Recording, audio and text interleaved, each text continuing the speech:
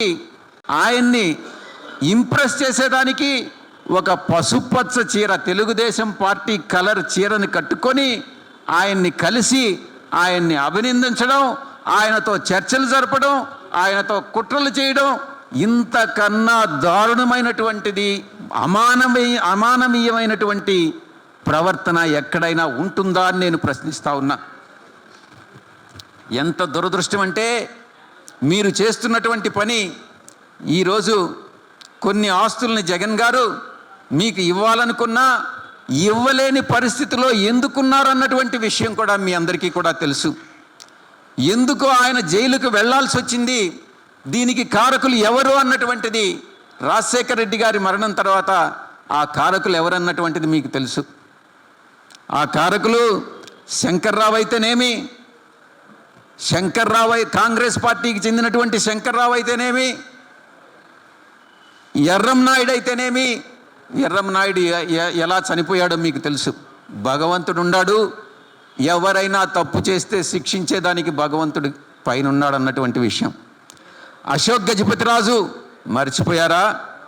ఇక శంకర్రావు, ఎర్రంనాయుడు, అశోక్ గజపతిరాజు, బైరెడ్డి రాజశేఖర రెడ్డి, వీళ్ళని ఉపయోగించుకొని స్వర్గీయ రాజశేఖర రెడ్డి గారి తనయుడు జగన్మోహన్ రెడ్డి గారిని జైలుకు పంపించినటువంటి విషయం మీరు మర్చిపోయారా షర్మిలమ్మ గారు అని నేను ప్రశ్నిస్తా ఉన్నా.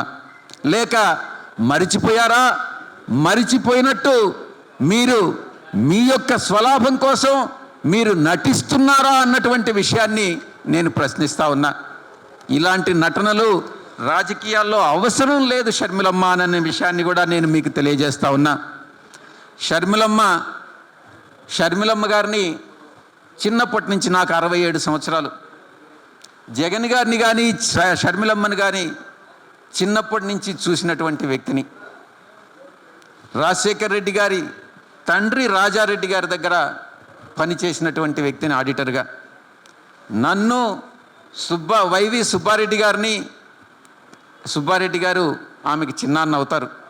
ఆ కుటుంబంలో అనుబంధాలు ఉన్నటువంటి, ఆ కుటుంబంతో అనుబంధాలు ఉన్నటువంటి వ్యక్తిగా ఏదైనా మంచి మాటలు చెప్తే పర్వాలేదు, కానీ మమ్మల్ని ఉద్దేశించి మీరు ఒక వ్యాఖ్యానం చేశారు. ఏందో తెలుసా? జగన్మోహన్ రెడ్డి గారి మోచేతి నీళ్లు తాగుతుండు, ఆయన వల్ల లబ్ధి పొంది ఈ రకంగా మాట్లాడుతున్నాము అన్నటువంటి విషయాన్ని మీరు పదే పదే ప్రస్తావించడం జరిగింది. మీ ప్రెస్ మీట్లు ఈటీవీలో వస్తాయి, ఆంధ్రజ్యోతిలో వస్తాయి, TV5లో వస్తాయి, మహా టీవీలో వస్తాయి, కానీ మేం ప్రెస్ మీట్లు పెడితే ఈ టీవీల్లో రావు. ఈ టీవీలన్నీ కూడా ఎల్లో మీడియాకు సంబంధించినటువంటివి అన్నటువంటి విషయం మీ అందరికీ కూడా తెలుసు, ప్రజలందరికీ కూడా తెలుసు. ఎల్లో మీడియా అజెండా కూడా ప్రజలందరికీ కూడా తెలుసు. ఒకటే, మీ అందరూ కూడా కలిసి పనిచేస్తున్నారు కాబట్టే ఈ రకంగా మీరు అన్నగారి పట్ల వ్యతిరేకంగా మీరు స్టేట్మెంట్స్ ఇస్తున్నారు, ప్రవర్తిస్తున్నారు అన్నటువంటి విషయాన్ని నేను తెలియజేస్తూ ఉన్నా. రాష్ట్రంలో ప్రతి ఇంట్లో చెల్లెమ్మలు ఉంటారు, ప్రతి ఇంట్లో ఉంటారు, అక్కలు ఉంటారు, చెల్లెళ్ళు ఉంటారు, తమ్ముళ్ళు ఉంటారు, అన్నలు ఉంటారు. కానీ శత్రువుకి మేలు చేసేదానికి ఎవరు మన శత్రువు? చంద్రబాబు నాయుడు, కాంగ్రెస్ పార్టీ. శత్రువుకి మేలు చేసేదానికి మీకు స్వంత అన్నైనటువంటి జగన్మోహన్ రెడ్డి గారిని వెంటాడి కాటేసి విషపు పాము లాంటి చెల్లెమ్మను నేను ఎక్కడ ఈ యొక్క ఆంధ్ర రాష్ట్రంలో కానీ, తెలంగాణలో కానీ, భారతదేశంలో కానీ నేను చూడలేదమ్మా షర్మిలమ్మ అని నేను చెప్తా ఉన్నా. ఎంత అన్యాయం! మీ తండ్రి గారు చనిపోవడానికి, మరణానికి కారకులైనటువంటి వారితో మీరు చేతులు కలుపుతారా? 16 నెలలు జైల్లో పెట్టి బెయిల్ రాకుండా హింసించినటువంటి కాంగ్రెస్ పార్టీ PCC అధ్యక్షురాలుగా మీరు అధ్యక్షత వహిస్తారా? చంద్రబాబు రాజశేఖర రెడ్డి గారిని ఉద్దేశించి ఎంతటి క్రూరమైనటువంటి చావు చస్తాడో అనే ఆ వ్యాఖ్యానించినటువంటి చంద్రబాబు నాయుడిని, మరణానికి కారకుడైనటువంటి చంద్రబాబు నాయుడుతో మీరు కుట్ర పన్నుతారా మీ అన్న పైన అని నేను ప్రశ్నిస్తా ఉన్నా. ఇక కెమెరా ముందు నిన్న ప్రెస్ మీట్లో మీరు కన్నీళ్లు పెట్టుకున్నారు. మీరు కన్నీళ్లు పెట్టుకున్నారు. ఆ కన్నీళ్లు పెట్టుకొని మాట్లాడుతుంటే మీరు ఒక్కటి గుర్తించారా? ఎవరి కోసం కన్నీళ్లు పెట్టుకున్నారు? ఆ కన్నీళ్ళకి టీవీ కెమెరాల్లో మీ కన్నీళ్ళను చూపించారే కానీ ఆ కన్నీళ్ళకి ఎంత విలువ ఉంటుంది అన్నటువంటి విషయం మీరు గ్రహించారా? ఆ కన్నీళ్ళకి విలువ లేదమ్మా.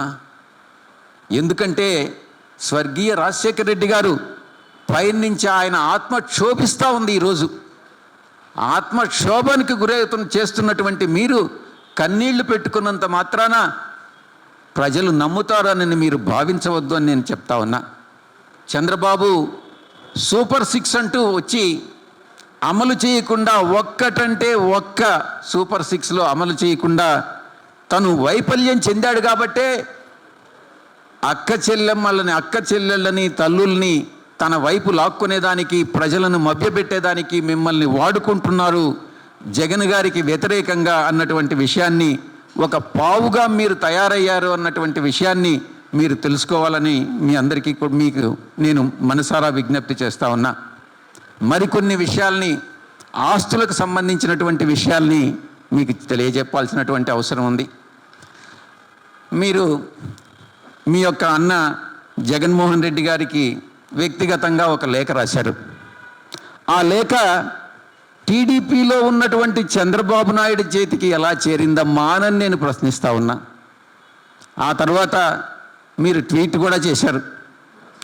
మీతో చేతులు కలిపినటువంటి చంద్రబాబు నాయుడు, ఆయన పార్టీలు, మీడియా సంస్థలు జగన్మోహన్ రెడ్డి గారిని వ్యక్తిత్వ హననం చేస్తుంటే మీరు దానికి ప్రేక్షక పాత్ర మాత్రమే కాకుండా మీరు కూడా కుట్రలో భాగస్వామి కావడం అన్నటువంటిది చాలా చాలా శోచనీయమైనటువంటి విషయం.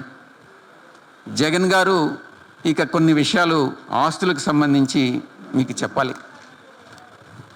ఆస్తులకు సంబంధించి నేను ఒకటే చెప్తా ఉన్నా. ఎంఓయు రాశారు.